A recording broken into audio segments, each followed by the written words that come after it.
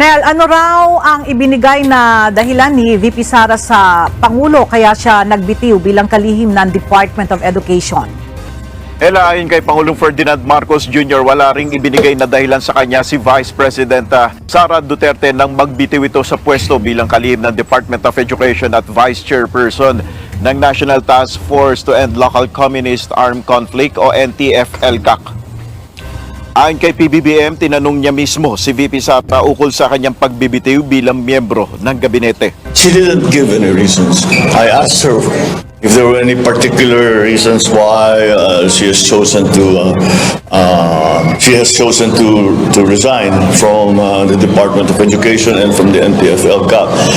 She said, wag na lang natin pag-usapan. So I did not force the issue. Yun, sa madaling salita, inisnab ho.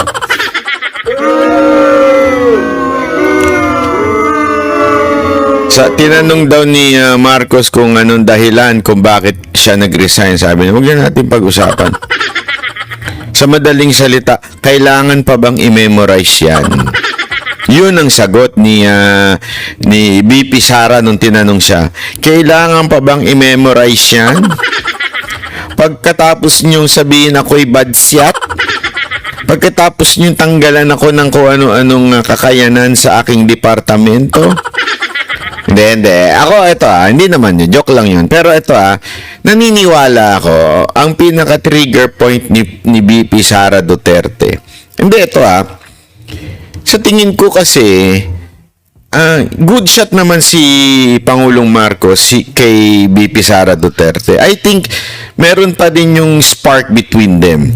Meron pa rin naman silang maayos na relationship. As a matter of fact, sabi pa nga ni VP Sara Duterte, I think we're still friends. Okay?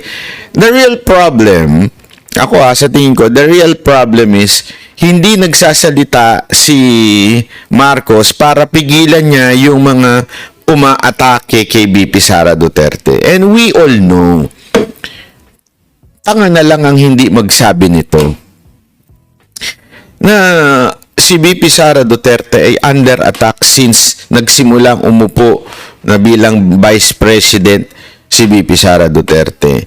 And kita nyo naman, sigurado naman ako nanonood din ng kampo ni VP Sara Duterte sa mga banateros wherein binuking namin etong mga vlogger na ensimada etong mga vlogger na mga Marcos loyalists na sila ho ay binabayaran para ho siraan si VP Sara Duterte at i-promote si Tambi.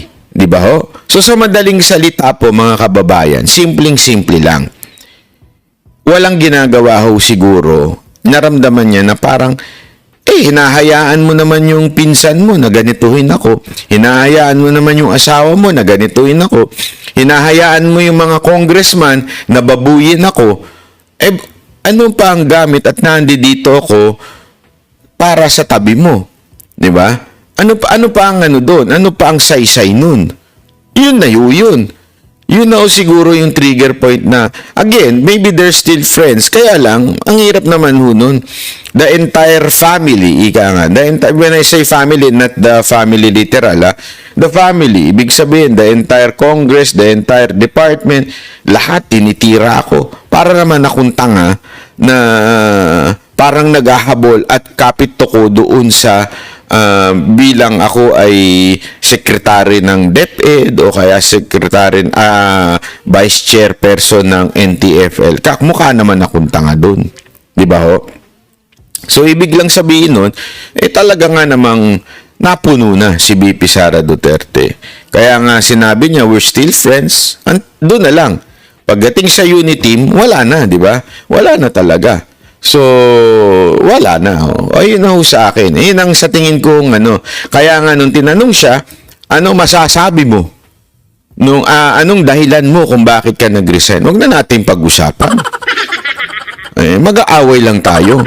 Di ba ganyan naman di ba? Ganyan naman po yung mga jowa ninyo. Minsan mas maganda nang wag nang pag-usapan para hindi na lang kayo mag-argue. Excuse me. Di ba? Kaya mas maganda na lang yung sige, hayaan na lang natin. Let's just move on. Ika nga. O, ibig sabihin nun, ay wala na. Forget about it. Wala na tayo. Move on na tayo. Di ba? Wala nang usap-usap. Ay, nako. Kaya,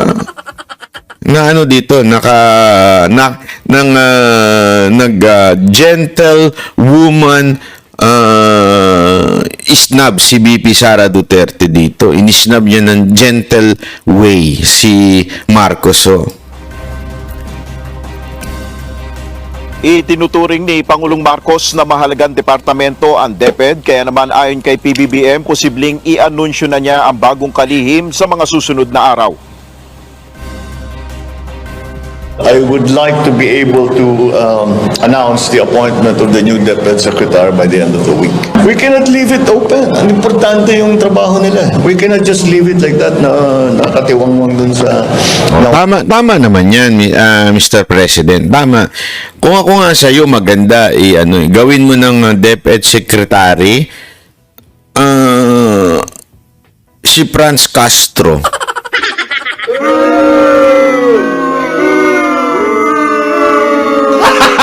Gago! Para gagawin niya sa lugpungan ng lahat ng eskwelahan.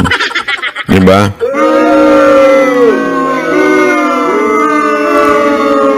Malay mo lang naman, ha? Malay mo, baka mamaya ipamemorize niya na yung, di ba, yung sa salugpungan, pinamemorize yung national anthem ng mga NPA. Ibig sabihin, magaling sila doon sa ganung propaganda. Pwede mo nang ipamemorize yung bagong Pilipinas. Di ba? Hindi kasi alam nyo, ito walang biro ito ha. Maraming napapanood ako sa TikTok, ginagawa ng katatawanan yung bagong Pilipinas na ano ba yun? Anthem ba yun o binabasa? Dalawa ba yun?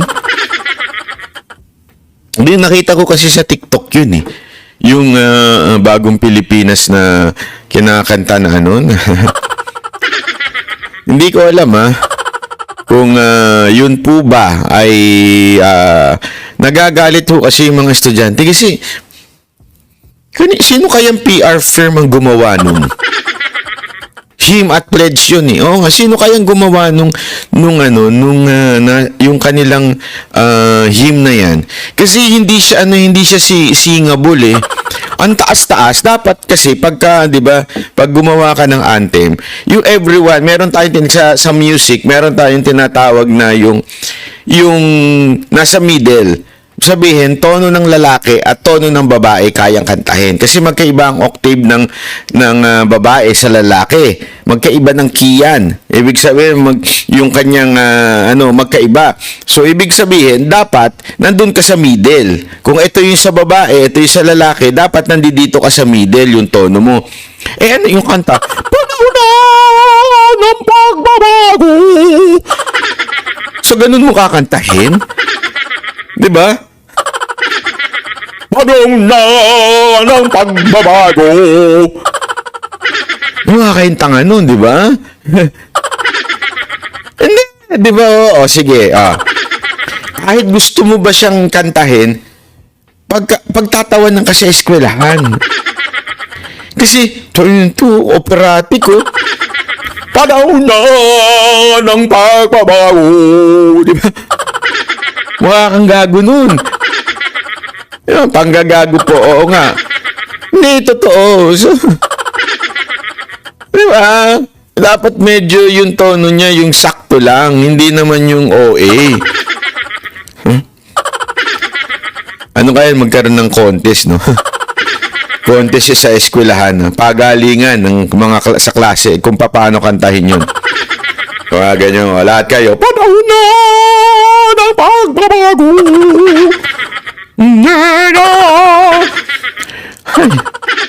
Sira yan kaya Beb na sabi sa media, talaga? Kawawa naman. Katono niya yung tayo na sa Antipolo. Oo nga. Alam mo, dapat gumawa tayo ng national anthem. Beep, beep, beep, beep. Beep, beep, beep, beep. Tabi kayo sa karsada.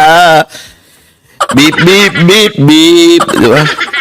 Para para mas madaling kantahin. Kesa naman yung napakahirap na panahon mula nagbabago. Gago! Oh. Di ba? Kawawa naman yung mga Pilipino. Ang hirap isipin mo yun, ha? Eto, walang biro to, ha? Kasi, sino sa inyo dito yung na-stress kayo nung elementary at saka kayo nung high school? Kasi, yung exam sunod-sunod, tapos yung na-stress ka kasi babagsak ka na, alam mo yun, yung mga ganong eksena, tapos dadagdagan pa ng ganito. O, memorize nyo, ha? Di ba? Stress ka na nga sa lahat, pinamemorize pa yun, tapos pipilitin pampakanta sa'yo. Kawawa naman yun. Kawawa talaga eh, kaysa na makatulong sa buhay. Hindi eh. Ay, nako. Walang sekretary. Ito ang inihayag Sabi nga, lupang hinira nga, hindi na nga memorize ng mga kabataan ngayon eh. Tanong nyo kay Jay Guevara. Hindi, walang biro Marami sa ating mga kabataan ngayon, hindi na memorize yan. Yung lupang hinirang, hindi na, wala na. Ang memorize na lang nila ngayon, kanta ng Bini. Naku, patay tayo, mati-TikTok na naman tayo dito. Ang memorize na lang nila, kanta ng Bini, kanta ng BTS. 'Di ba? Kanta ng ano pa ba ang mga memorize nila ngayon, 'di ba? Huwag tayo maglokohan.